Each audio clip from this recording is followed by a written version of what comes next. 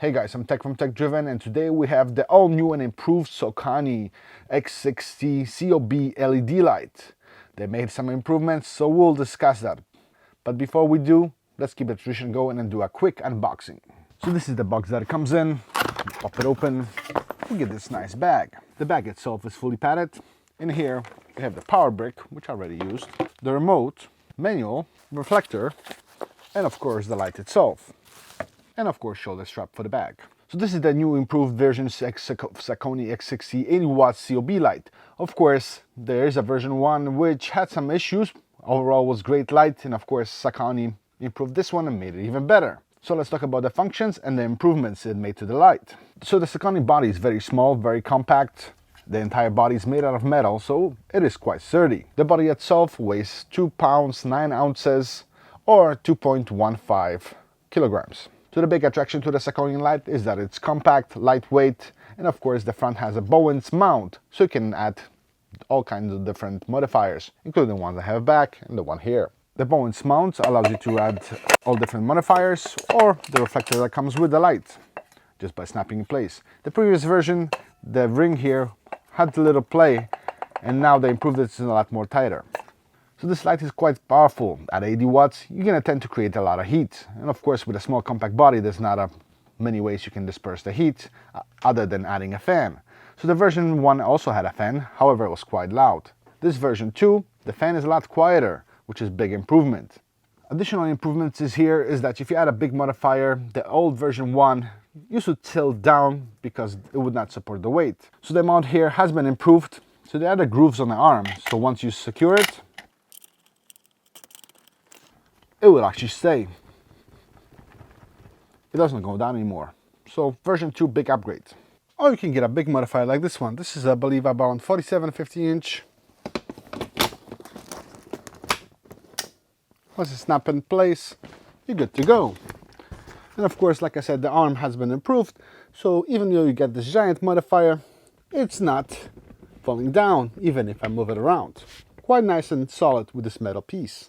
So this light runs on 15 volts DC. That means you can use 2 NPF batteries to power this light. There are packs available that you have to buy separately.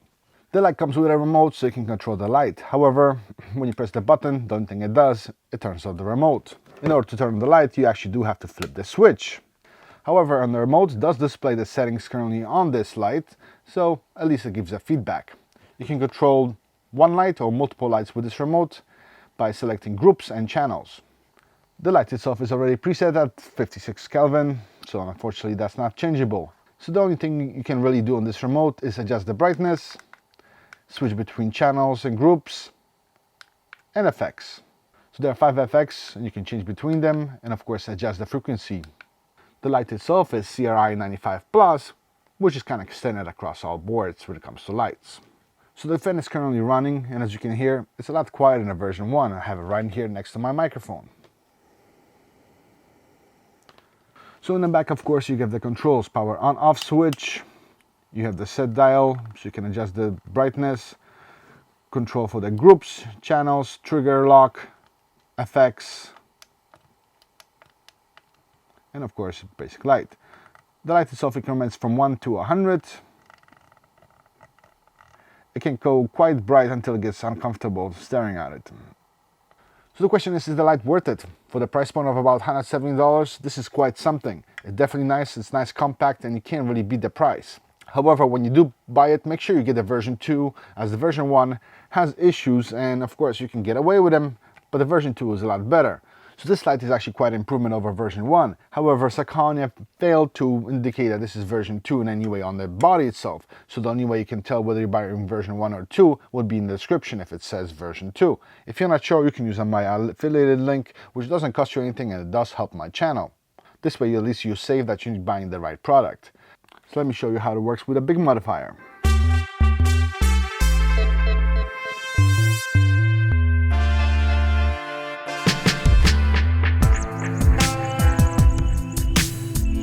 So this is the setup you ideally want to have. You would have this giant softbox right somewhere in the corner pointing at you. I have this one here just so for visual effects, so you can see what I'm doing. So let me turn off my main lights and now we have about 20% of the softbox. So let me bring it up.